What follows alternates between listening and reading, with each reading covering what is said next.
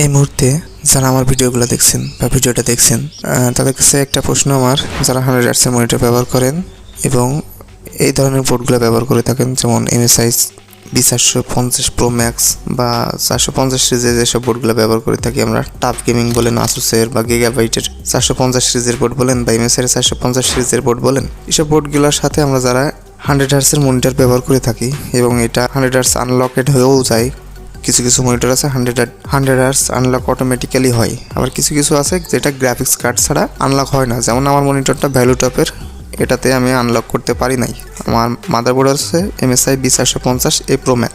তো এই মাদারবোর্ডের সাথে আমি আমার মনিটরটা 75 হার্টজ পর্যন্ত আনলক করতে পেরেছি, তার উপরে আনলক করতে পারি নাই। তো আমি যখন গুগলে ঘাটাঘাটি করলাম তখন আমি দেখতে পেলাম অধিকাংশ বোর্ডেই 60 হার্টজ পর্যন্ত আনলকেড হয়। তো এইটা যদি 60 হার্টজ পর্যন্তই আনলকেড হয়, রিকমেন্ডেড 60 হার্টজ পর্যন্ত রয়েছে, তো এখানে যদি